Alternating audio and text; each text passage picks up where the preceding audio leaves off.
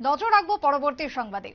NEET টিটিএডিসির পর এবার সর্বভারতীয় স্তরের আরো এক পরীক্ষা, যে পরীক্ষাকে কেন্দ্র করে ছাত্রছাত্রীরা রীতিমতো বিভ্রান্তির শিকার।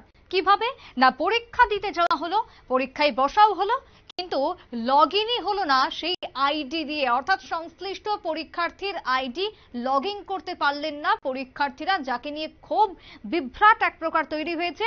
ইতিমধ্যেই আতঙ্ক বিরাজ করছে।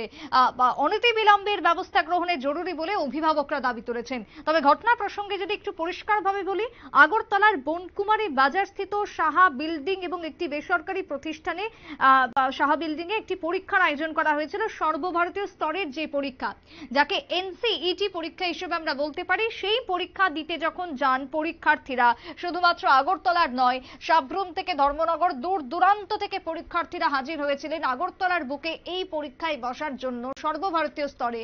কিন্তু পরীক্ষায় বসার পর গুটি কয়েক পরীক্ষার্থীর লগ ইন আইডি খুললেও অধিকাংশ পরীক্ষার্থীর সেই আইডি খুলল না, যাকে কেন্দ্র করে পরীক্ষায় দেওয়া হলো না দিনের শেষে ওই সমস্ত পরীক্ষার্থীদের। স্বাভাবিকভাবে প্রশ্ন উঠেছে, তারা এবার কি করবে? যারা এই পরীক্ষা দেওয়ার জন্য প্রিপারেশন নিয়েছিল, পরীক্ষায় বসেছিল, তারা পরীক্ষায় দিতে পারলো না, তারা কি করবে? এর জন্য দোষ বা দায়ভার কে নেবে? সংশ্লিষ্ট পরীক্ষা গ্রহণের কেন্দ্র, নাকি যারা পরীক্ষা গ্রহণের দায়িত্বে রয়েছেন তারা? একের পর এক এখন প্রশ্ন উঠে আসছে অভিভাবক থেকে শুরু করে পড়ুয়াদের মধ্যে। ঠিক কি অভিযোগ উঠে এসেছে পরীক্ষাকে কেন্দ্র করে, শুনুন। আমি যদি আবার এক্সাম বলে আমি আবার গাড়ি রিজার্ভ করে বিলোনিয়া থেকে আসতে হবে। আমি কাল আজকে সকাল 9টার সময় বিলোনিয়া থেকে এসেছি, এখন বাজছে 5টা, আমি আবার আজকে যেতে হবে। আরেকদিন যদি পরীক্ষা হবে বলে আমি আবার বিলোনিয়া থেকে আসতে হবে, তাহলে এটা কি প্রতিদিন সম্ভব? স্যার, একদিন আবার বিলোনিয়া থেকে আসা, আবার বিলোনিয়া আগরতলা থেকে বিলোনিয়া যাওয়া, এটা কি প্রতিদিন স্যার সম্ভব? এরকম ভাবে সম্ভব যে ওয়েবসাইট শেষ হয়ে গেছে এবং এটা বলছে অল ইন্ডিয়াতে হয়েছে। এটা কি স্যার সম্ভব যে অল ইন্ডিয়াতে ওয়েবসাইট শেষ হয়ে যাওয়া? এখন তোমরা কি চাও? মানে অ্যাটেন্ডেন্স শিটে আমাদের কোনো সাইন করে, এটা হচ্ছে সবচেয়ে বড় প্রবলেম। যে আমাদের কি, আমরা অনেক পরীক্ষা দিয়ে যে আমরা এসেছিলাম কিন্তু আমাদের পরীক্ষা হয়নি, এটা কোনো প্রুফ থাকবে? তোমরা কি এখন কি চাও বলো? মানে আমরা চাইছি, মানে আমাদের কি প্রুফ আছে নি যে আমরা পরীক্ষা দিতে এসেছিলাম, না কি যারা, যেমন আমি দেখছি অনেক পরীক্ষা দিতে আসেন না, তাদের মধ্যে আমাদের অ্যাপ্লিক দিয়ে দেবে। এবং যারা পরীক্ষাতে বসেছে, অনেক স্টুডেন্ট পরীক্ষাতে বসেছে, প্রায় 15-20 জন স্টুডেন্ট পরীক্ষাতে বসেছে, বা 10-12 জনের মতো বসেছে, তাদের কিছু না কিছু আনসার করেছে। তো তারা কিছু না কিছু নাম্বার পাবে, সে 10 হোক, 20 হোক, 30 হোক, 40 হোক নাম্বার তো পাবে।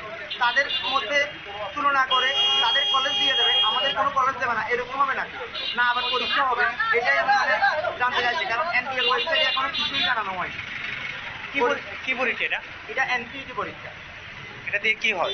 এটা দিয়ে basically teacher integrated programme, PSC BEd, BA BEd, মানে সায়েন্সের জন্য বিএসসি বিএড, আর্টসের জন্য বিএ বিএড কোর্স, মানে ইন্টিগ্রেটেড কোর্সে জয়েন করা যায়।